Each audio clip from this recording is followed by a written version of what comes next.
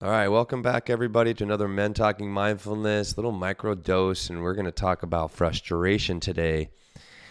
Frustration, what it is, what it looks like, how it's expressed, my own experiences, and some stories about frustration, and then what you can do about it. So you may want to get, actually, if you're at your desk or something, get a pen and paper, and this can be very helpful for you to become more aware, just journaling about your frustrations and stuff like that, and I'll prompt you a little bit later in this microdose to do that, but you can take some notes starting right now if you like.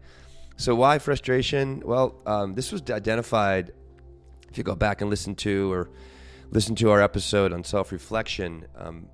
Self-reflection, they did this like Harvard Business Review study on self-reflection, and three things that people self-reflected on the most were surprise, frustration, and failure. So I figured, hey, frustration is a big part of our lives. If it's being identified as one thing that we most often reflect on is frustration. So let's dive in and talk about it. So we'll kind of get into what it is. So it's like, frustration is a common emotion. It's a common emotional response to opposition related to anger, annoyance, and disappointment. That's basically what frustration is. How it shows up in my life, when I lose control of a situation, and that's identified throughout the literature as one way that, frustration expresses itself, is when you kind of lose control. Something isn't going your way. When I start to lose, if I'm like being very competitive in a particular thing, I might start feeling as I lose or kind of not being as successful as I like, whatever that particular competitive pursuit is, I could start feeling that frustration. When I see, for me, like when I see something that could be done better, or more efficiently or something like that, like it's a little tricky for me, and I could definitely get frustrated. Petty arguments are a source of frustration. When I'm not being listened to, I get very frustrated when I'm not being heard. Petty situations, or listening or being a part of a petty situation is frustrating. Adults acting like children. Ignorant conversations, injustices are frustrating to me, and when something is challenging and very just very challenging, I can get very easily frustrated in that situation. So frustration takes me out of my game. It shuts me down. It takes me away from the clarity that I want and the clarity that I need to be, to just really be effective, to be a super awesome badass. And that's a little shout out to our mastermind group that's going to be graduating later this month. So, hey guys. So what else does this frustration look like? Well, there's two types. There's an active and a passive frustration. It could show up as more anger. It can show up as violence as well. But frustration could be a big signal that you and can propel you to do better with whatever it is that you're working with. It's a signal. It's like, hey, there's a deficiency here, and you can do something about that deficiency. The frustration, there's two types. There's internal frustration, and this shows up and arises when you're unable to fulfill like a personal goal, or desire isn't being met, or there's some sort of instinctual drive that isn't being met, or some other need that isn't being met. Also dealing, like I mentioned earlier, dealing with perceived deficiencies such as a lack of confidence or fear of social situations, that can definitely create frustration. External causes of frustration are, they say here in the literature, is conditions outside of an individual's control, such as a physical roadblock or some sort of obstacle, a difficult task. Could elevate frustration levels and create frustration, or if you perceive that you're kind of like your time is being wasted, or you're wasting your time with something. Frustration can also be a signal that improvement is needed. So if it's a good thing. It's not all bad frustration at all. So instead of allowing this feeling to beat you into submission, ask yourself how I can be better next time. Or what is the lesson here, or what can I do in order to improve a little bit, every day. So here's like a frustration moment for me. It takes me back to my high school days playing basketball. I believe this was my senior year. I can't remember exactly, but It was in the cold winter of Pennsylvania. I lived, at an elevation about, I think it's like 2,200 feet or something like that. So we got a lot of snow, and it was very cold. And, the weather had nothing to do with that particular game. It was just embarrassing. I don't know. I just did not have a good game. And it was just frustrating to play so poorly in front of like my parents, in front of my coaches, in front of my friends. It was an away game, and we came back home, and I don't know what time I got home, 8, 9 o'clock at night. And like I said, it was definitely cold, and there was like not a ton of snow on the ground, but there were like mounds of snow out. Yeah, my basketball court was right outside on the street, and so the snow like kind of banked into into the sidewalk and into the side of the street. So the street was open, and I might have put some gloves on to start, and I just went out and I just started to shoot jump shots, and I just kept shooting and shooting and shooting because this frustration, I just didn't want it to. I don't know. I didn't, I wasn't mindful back then. I just didn't want to live with this experience of frustration, and maybe I would never show up at another basketball practice or pick up a basketball again. And I just took that time, as I look back on this and self-reflect, that I just wanted to remind myself that I am a good basketball player. And, obviously I had the desire to play basketball. I also wouldn't be, in like 9 o'clock at night, at like, 20, 30 degree weather outside, me shooting hoops. And I shot hoops for like 30 minutes, and I think it just helped move that energy of frustration out of me. And then I was able to show up and with a smile on my face for the next day of practice. So, what's interesting about frustration and self-improvement, something that I really appreciate in Atomic Habits that James Clear talks about. And, we're coming near, or maybe we're in New Year's resolution time that you're listening to this. And, the statistics say that after like 3 weeks of people trying to make these changes and live with these new resolutions, most people are out of the 80% of the people are done and back to their old habits, back to their old selves within 3 weeks. So by that 21st, 22nd, 23rd of January, if you're listening to this and you don't have your resolution in check anymore, or you're kind of like falling behind and not feeling so great, or feeling frustrated about yourself, maybe this will help you. And they say also by, the end of February, it's like 95% of the people are just doing nothing new. But James Clear, he talks about how 1% change every day. And if you work on whatever that deficiency is that is causing a particular frustration, whatever it is, could be something at work, could be something social, could be a skill you're trying to acquire, whatever it is, it's going to take time. It requires a lot of patience. But if you just keep showing up every day and just chip away a little bit, and just looking for 1% change every day. It doesn't sound like very much, but over time, that 1% develops a critical mass, is what I like to call it. And then it like has this massive hockey stick approach, he says, because what happens like the first few weeks, and you're accessing your resolution, you're making some changes, you're feeling great about yourself, but you're not seeing results.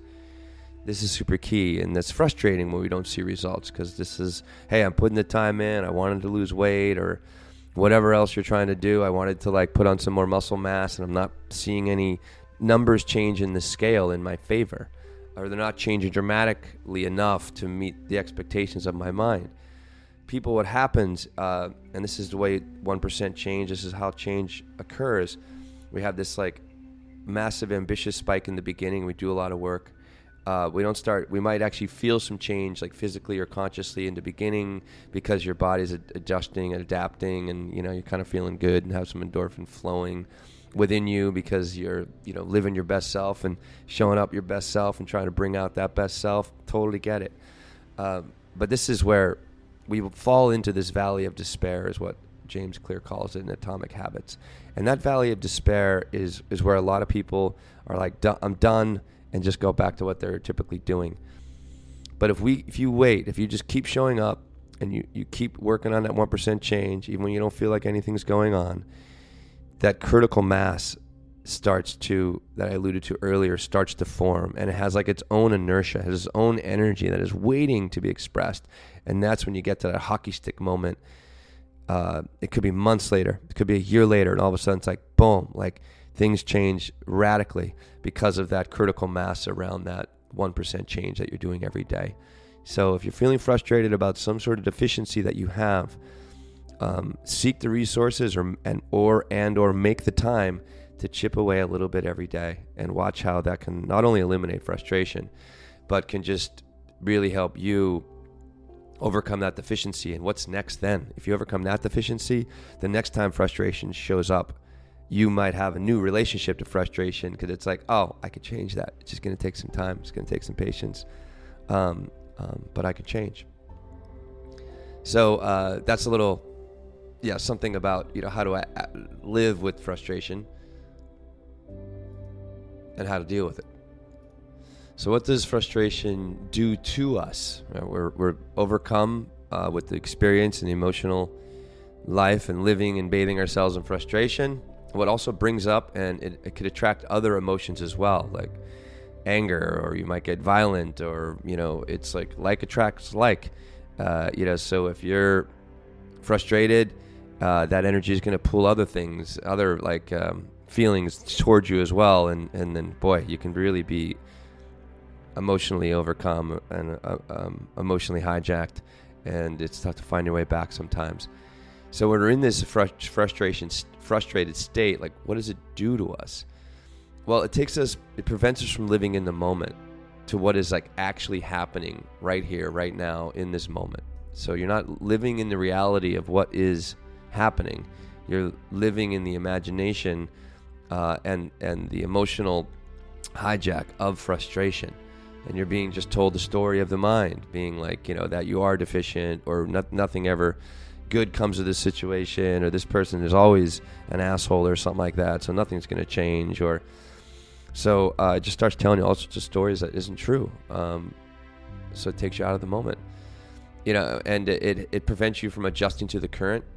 I think it's really important for me, as I continue to practice, to be more like water. Just to be able to adapt to any particular situation, whatever it is, and just be like water and just flow.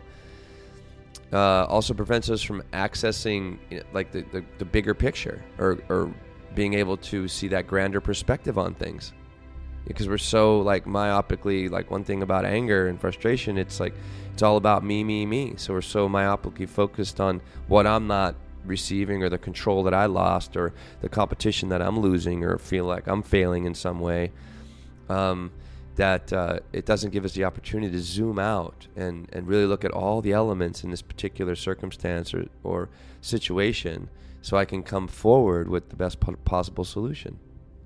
It traps me in victim mentality. Again, that me thinking, it reduces my empathy. And, so my ability to put myself in other people's shoes is kind of gone. So, I lose that very important human element of empathy. I get very selfish. I can get really mean when I'm frustrated as well. And most importantly, I feel with frustration it eliminates the creativity that's needed for problem solving. That's really it.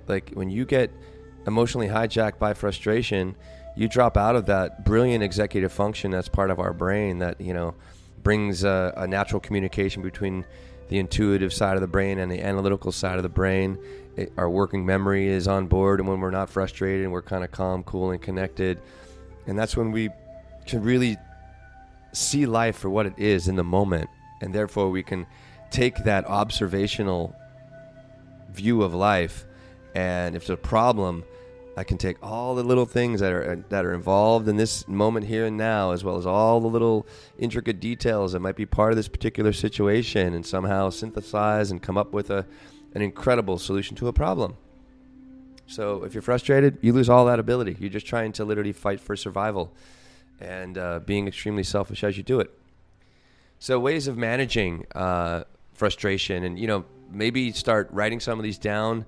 I suggest maybe right now, or after this little microdose is done, that you sit and you write down what are my triggers in my relationships for frustration, what are my triggers at work around frustration, what are my triggers with myself and my skill level. So that could be very helpful. And then also I would suggest journaling. What actions do I take when I am frustrated? What other feelings are associated with frustration? What do I do? How do I, behave when I'm frustrated? So ways that you can help to manage frustration and get to that clarity, so you have the creativity to find the solutions to those problems, is get grounded is first thing I have here. And just to really get help, one way to get grounded is just find your breath. Start breathing a little bit every day. When you get to know frustration and develop more of that emotional literacy, when you feel frustration beginning to arise, instead of letting it blossom in its full manifestation and start to hijack your actions, and then you just are overwrought and overcome by frustration, taking that breath. As soon as you get to know and see and feel that frustration rising, you can relax with the breathing, calm yourself down, and get grounded. But if you take a little time every day and get to know your breath, which will help you to relax the mind and the body, it'll put you more in that mindfulness state, in the sense of you're observing and being aware non-judgmentally of the world, then you can really start making some serious changes. Let go of control. You got to go with the flow, and control it is an illusion. The only thing from my experience that I can control is my breathing. That's it. Like everything else is kind of left up to God or the universe, or the divine source, whatever you want to call it, beyond my control. But I can breathe. I can control my breath. Let go of your expectations. Don't fight the current. Go with the flow. Accept and surrender. Like that could be a practice. Talk about the opposite of frustration. Like accepting and surrendering is super key. And I'm not saying you just kind of roll over in any situation and like you're completely, like feckless, or just like have no spine at all. Like, no, that's not it. You just, for me, it's like I just have learned that, like, I just can't. I could feel that frustration when I lose control of a situation or something isn't going my way or whatever it is. And I just come back to that breath and I just let it go. How about also if you're really, working up some sort of creative project or whatever it is, sometimes it's nice and you're really cranking away and doing the best you can and results aren't coming. What if you just take some time away, just step away back and just, Da Vinci, I'm going to butcher this quote, but he goes, take some time away, go far, far away. And when you come back, it's like you have new lenses that you can see the problem or see the task at hand in a new way. So that's Da Vinci, not me. I would also suggest getting in your body. Release the energy of frustration can help you create that clarity that you need. So get in your body. If you're not working on a regular basis, the body keeps the score. So all that frustration that you're feeling throughout the day, if you're not exorcising it out, whether it's walking or doing breath work or whatever kind of physical activity, it can house itself and hold itself in your body, and then it starts to hold up more space in your mind, and it starts to continually create more thoughts and and then more emotions, and you're kind of lost and caught in this like thought and emotional and action and habitual cycle. But if you get more physical, get in your body, release that energy of frustration, things can change.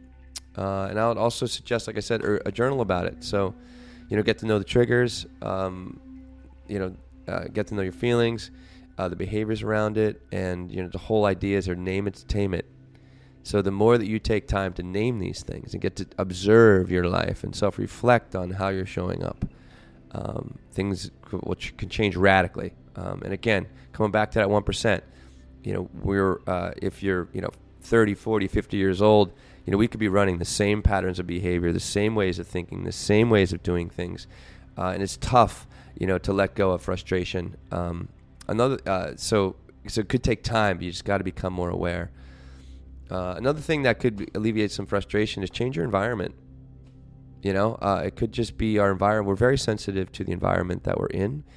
And, if your environment that you're in isn't, creating like kind of some sort of, happiness or joy or, peacefulness, then that could be, a very like subtle source of frustration, but it could be in there. So, maybe get an office with more light, or, go sit, if you're in an office, go sit away from some people that might be frustrating or annoying. So that's one. And then last one is meditate. Meditation. I cannot stress how important meditation is, and how it's not the most, the most relaxing experience all the time. It could be very frustrating to meditate, but you can learn and understand and tame that emotion of frustration by sitting and being with it, instead of like wishing it would change on its own. So awesome, everybody. Thanks for checking out this microdose. If you don't hear from me before the new year, happy 2024, happy holidays. If you're listening to this in the new year, or maybe you're listening to this in 2025 or 26, thanks for checking this out. We're always here to help. Check out mentalkingmindfulness.com for upcoming retreats. And, if you want to work one-on-one coaching with me, hit me up, will@mentalkingmindfulness.com. I'd love to help you discover more of yourself with what I know and what I've learned. So thank you, everybody. Over and out.